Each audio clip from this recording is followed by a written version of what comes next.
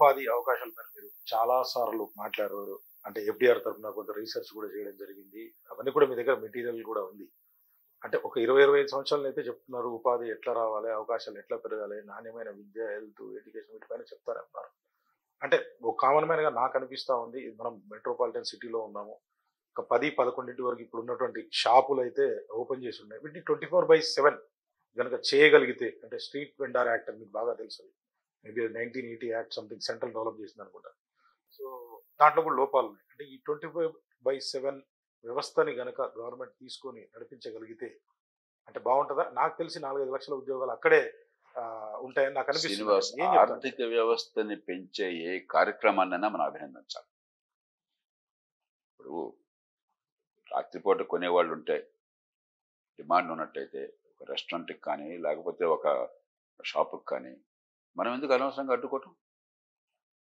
ఇతరులకు అసౌకర్యం లేకుండా ఉన్నంతకాలం వ్యాపారం కానీ ఒక ఆర్థిక కార్యక్రమం కానీ ఎంత ఎక్కువ కొనసాగితే అంతగా ఉపాధి పెరుగుతుంది, అంతగా ఆర్థిక వ్యవస్థ పెరుగుతుంది.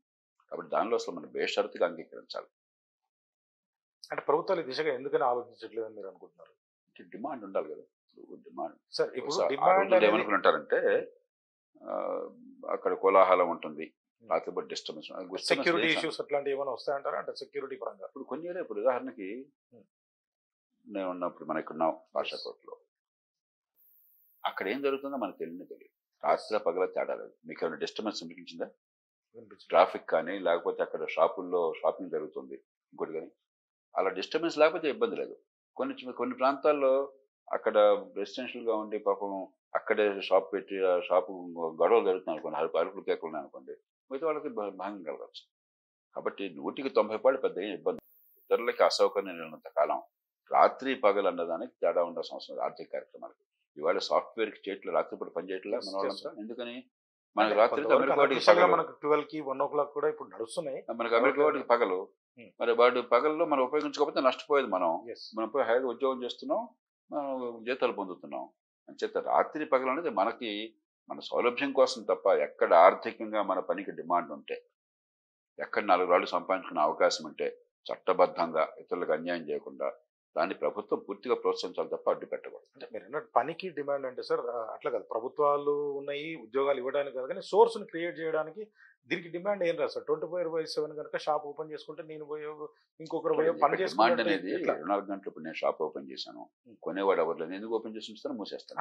అంటే ఆ వ్యవస్థ కనుక గవర్నమెంట్ అంటే ప్రభుత్వం అనవసరంగా అడ్డంకులు, అది డిమాండ్ని బట్టి ఆ ప్రైవేట్ రంగం ఎంచుకోవాలి తప్ప, షాపు వాళ్ళు నిర్ణయించుకోవాలి తప్ప మనం అడ్డుపెట్టాల్సిన అవసరం లేదు. అట్లే సార్. ఇప్పుడు నేను షాప్ పెట్టుకుంటా, ప్రభుత్వం ఒప్పుకోదు. నాకు 10 o'clock ఒప్పుకోదు. నేను చెప్పేది ఆ ఒప్పుకోదు అన్న మాట తీసేయమంటున్నాను. మనం ఎందుకు ఒప్పుకోకుండా ఉంటాం? అసలు వాళ్ళు వ్యాపారం చేసుకుంటే నీకెందుకు గొడవ అంటాను? నీ పన్నులు వసూలు చేసుకుంటే నువ్వు ఒప్పుకోవడం ప్రతిదానికి.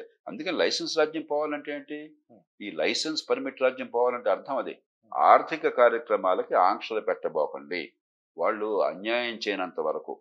అంటే దీన్ని ఎట్లా చేయాలంటారు? అంటే గవర్నమెంట్ ఎట్లాంటి సూచన ఎఫ్‌డిఆర్ ఇవ్వబోతుంది? అంటే ఇప్పుడు షాప్స్ అండ్ ఎస్టాబ్లిష్మెంట్ యాక్ట్ కింద కొన్ని నిబంధనలు ఉన్నాయి. మీరు ఈ టైంకే ఓపెన్ చేసి ఉంచవలే, ఈ రోజుల్లో విధిగా మూసేయవలే, ఇలాంటి కొన్ని రూల్స్ పెట్టాం. మీకెందుకు అవన్నీ? నేను పని చేసుకుంటాను, నేను అమ్ముకుంటాను, నేను కొనుక్కుంటాను అంటే మీకెందుకు? కాబట్టి ఆ షాప్స్ అండ్ ఎస్టాబ్లిష్మెంట్ యాక్ట్లో ఆ మార్పులు తీసుకురావాలి. చట్టంలో కావచ్చు, లేకపోతే నిబంధనలో కావచ్చు. అనవసరంగా మనం పెట్టుకున్నాం లేనివి. ఇంకా లైసెన్స్ రాజ్యం అవశేషాలు కొనసాగుతున్నాయి. మామూలుగా మీరు షాపులు ఎప్పుడైనా పెట్టుకోవచ్చు అన్నా కూడా మార్కెట్లో కొనేవాళ్ళు ఆ టైంలో ఎవరు పెట్టుకోరు. ఆ టైంలో ఉద్యోగాలను పెట్టుకుని లైట్లు ఆన్ చేసి ఖర్చు ఎక్కువ, ఫలితం తక్కువ, వాళ్ళు అవసరాన్ని బట్టి పెట్టుకుంటారు. కొన్ని ప్రాంతాల్లో అవసరం ఉంటుంది. ఇప్పుడు కూడా ఉదాహరణ 24 hour మెడికల్ షాప్స్ ఉన్నాయి. మనకు అర్జెంట్గా అవసరం చెప్పి వస్తాం, అందరూ పెట్టుకోరు.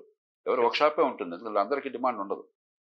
కాబట్టి కొన్ని చోట్ల షాపులు ఉంటాయి. ఆ టైం ఎక్కడ తెలిసిన రాత్రి అర్ధరాత్రి మంది అవసరం అయితే మనం పోతాం. అక్కడ మీరెందుకు అడ్డుపడటం మధ్యలో? మళ్ళీ గవర్నమెంట్ ఈ టైంలో మూసేయి, ఈ టైంలో ఓపెన్ చేయి, నీకెందుకు అంతా కూడా తప్పది. దానికంటూ నిర్దేశమైనటువంటి పాలసీ తప్పు. అనవసరంగా మనం గవర్నమెంట్ ప్రధానంలో వేళ్ళు పెట్టి అన్ని నాశనం చేశాం. మనం ఏమన్నా ఉంటే గవర్నమెంట్ చేయాల్సింది ఏంటంటే, ఆఫీసులు వగైరా నడిచేటప్పుడు కొంచెం స్టాగర్ చేసుకో. స్కూళ్ళు ఉన్నాయి, ఈ ట్రాఫిక్ కంజెషన్ లేకుండా ఒకే టైంలో అందరూ స్కూళ్ళన్నీ పిల్లలు వెళ్ళటం, ఒకే టైంలో రావటం వల్ల ఏమవుతుంది? ట్రాఫిక్ గందరగోళం అవుతుంది, అందరూ టైం పోతుంది. అక్కడ కొంచెం బై బై రూల్ అక్కర్లా, బై లా అక్కర్లా. అందరిని కూర్చోబెట్టి స్టాగరింగ్ చేయండి. మీరు 7 గంటలకు మొదలెట్టండి, మీరు 8 గంటలకు మొదలెట్టండి, మీరు 9 గంటలకు మొదలెట్టండి.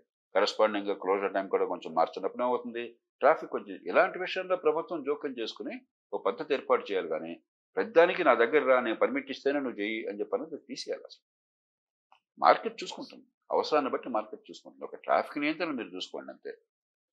ఇతరులకు ఇబ్బంది లేకుండా మీరు చూసుకోండి, మిగతాన్ని మీకు అనవసరం.